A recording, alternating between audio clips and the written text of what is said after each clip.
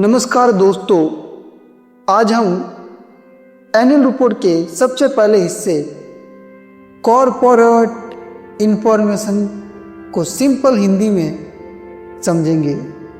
ये वो सेक्शन है जिससे आप कंपनी की असली आइडेंटिटी को पहचान सकते हो। तो ओके प्रायोरिटी यूट्यूब चैनल पर आपका स्वागत है और हम जानते हैं कॉरपोरेट इंफॉर्मेशन। कॉरपोरेट इंफॉर्मेशन क्या होता है?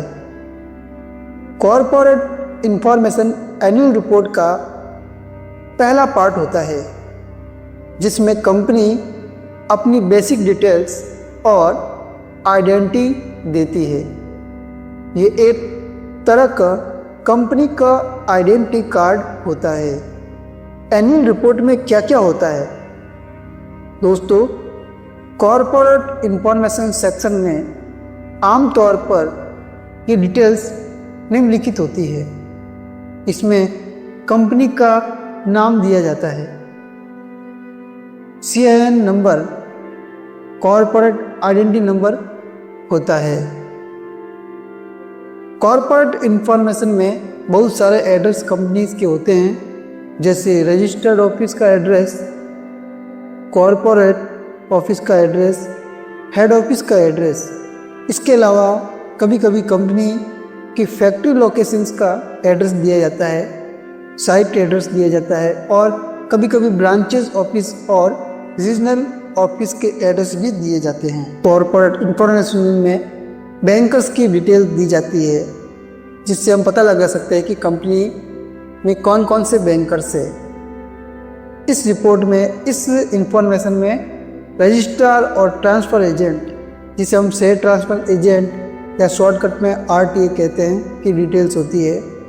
साथ ही साथ इसमें स्टैट्यूटरी ऑडिटर का नाम दिया जाता है। स्टैट्यूटरी ऑडिटर के बाद सेक्रेटरियल ऑडिटर का नाम दिया जाता है, इंटरनल ऑडिटर का नाम दिया जाता है। इस कॉरपोरेट इंफॉर्मेशन में CFO कौन है का नाम होता है, कंपनी सेक्रेटरीज का नाम होता है, और कंपनी लिस्टेड है या नहीं इसकी इंफॉर्मेशन होती है। कंपनी BSE में लिस्टेड है तो BSE, NSE में लिस्टेड है तो NSE, और CSE कलकत्ता स्टॉक एक्सचेंज का भी नाम दिया जाता है। और सबसे प्रमुख कि एनुअल रिपोर्ट कौन से ईयर की है, वो 31 मार्च 2025 की है या 31 जुलाई 30 जुलाई 2025 की है।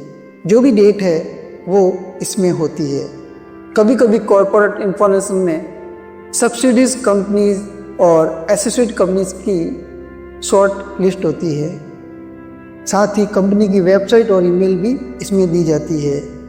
ये डिटेल्स एनुअल रिपोर्ट के शुरुआती 1 या 2 पेज में देखी जाती है। दोस्तों, ये रिपोर्ट इम्पोर्टेंट क्यों है? Why it matters?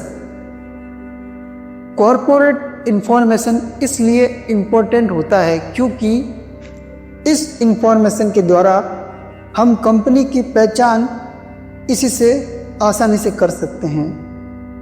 CIN number से पता चलता है कंपनी का टाइप क्या है, कब रजिस्टर हुई, किस स्टेट में रजिस्टर्ड हुई है। वेरिफिकेशन के लिए भी ये यूज़फुल है। यही डिटेल यूज़ होती है जब इन्वेस्टर, बैंक या कोई भी पर्सन कंपनी की असली आइडेंटिटी चेक करता है। कॉन्टैक्ट और कम्युनिकेशन के लिए भी ये इंफॉर्मेशन बहुत उपयोगी है। रजिस्टर्ड ऑफिस, वेबसाइट और ईमेल से कोई भी कंपनी से कांटेक्ट कर सकता है। कंप्लेंट, क्वेरी, इन्वेस्टमेंट, डॉक्यूमेंट, सब के लिए यह इंफॉर्मेशन बहुत यूज़फुल है। इस इंफॉर्मेशन द्वारा ट्रस्ट बिल्ड करने के लिए भी बहुत उपयोगी सिद्ध होती है। सही इंफॉर्मेशन से कंपनी की ट्रांसपेरेंसी समझ आती है। गलत या पुरानी डिटेल्स ट्रस्ट को कम कर देती है। दोस्तों, कई सारे लोग एनुअल रिपोर्ट को समझने में बहुत सारी गलतियां कर सकते हैं। ये कॉमन मिस्टेक्स क्या है? कॉरपोरेट इंफॉर्मेशन पार्ट पढ़ते वक्त लोग कुछ कॉमन गलतियां कर देते हैं, जैसे CIN को इम्पोर्टेंस नहीं देना। CIN नंबर कंपनी का यूनिक ID होता है, पर लोग इसे इग्नोर कर देते हैं। दूसरा, रजिस्टर्ड ऑफिस को हेड ऑफिस समझ लेना। काफ़ी कंपनीज का रजिस्टर्ड एड्रेस और एक्चुअल ऑफिस अलग अलग होता है। काफ़ी बार लोग एनुअल रिपोर्ट की बैंकर्स लिस्ट को भी अवॉइड कर देते हैं। बैंकर्स से कंपनी की बैंकिंग कैपेबिलिटी समझ आती है, इसलिए बैंकर्स का भी हमें ध्यान होना चाहिए। पता चलता है कि कंपनी में कितने बैंकर्स इंस्टीट्यूशंस सपोर्ट कर रहे हैं। चौथा, RTA की इम्पोर्टेंस समझना पाना। शेयर होल्डर्स रिलेटेड हर काम RTA हैंडल करता है। ये लोग इग्नोर कर देते हैं कि शेयर होल्डर आखिर कौन है। किसी भी तरह के पत्राचार के लिए भी शेयर होल्डर की डिटेल्स का जानकारी होना बहुत आवश्यक है, ताकि अपनी क्वेरी सॉल्व कर सके। ऑडिटर्स का नाम सिर्फ फॉर्मली समझना, मतलब लोगों को ऑडिटर का नाम से कोई मतलब ही नहीं है, उसे फॉर्मेलिटी समझते हैं, जबकि ये गलत है। ऑडिटर ही कंफर्म करता है कि कंपनी की फाइनेंशियल स्टेटमेंट सही से तैयार हुई है या नहीं। कभी कभी लोग सब्सिडी कंपनीज को भी स्किप कर देते हैं, वो ध्यान नहीं देते कि कंपनी की सब्सिडीज कंपनी कौन है। आजकल बहुत कंपनीज के नीचे 4 से 10 सब्सिडीज होती है, उन्हें इग्नोर करके कंपनी का स्केल समझ नहीं आता। इसलिए आपको पता होना चाहिए कंपनी की सब्सिडीज कंपनी कौन है, एसोसिएट कंपनीज कौन है, इसकी जानकारी भी होनी चाहिए। दोस्तों, अगर आप एनुअल रिपोर्ट को समझना चाहते हैं तो कॉरपोरेट इंफॉर्मेशन पार्ट से ही शुरुआत करें। अगले वीडियो में हम एनुअल रिपोर्ट के नेक्स्ट सेक्शन AGM नोटिस, जिसे annual general meeting notice, important dates को डिटेल में समझेंगे।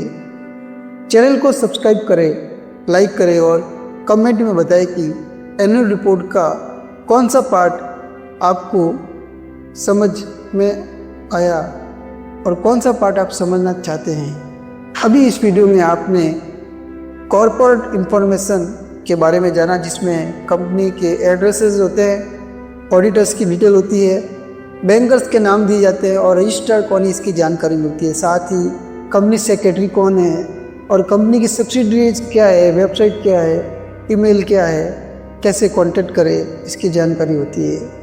तो दोस्तों, अगली वीडियो में आपका फिर से स्वागत होगा। अगर कुछ आप हमें सुझाव देना चाहते हैं तो ज़रूर दीजिएगा। जय हिंद, जय भारत।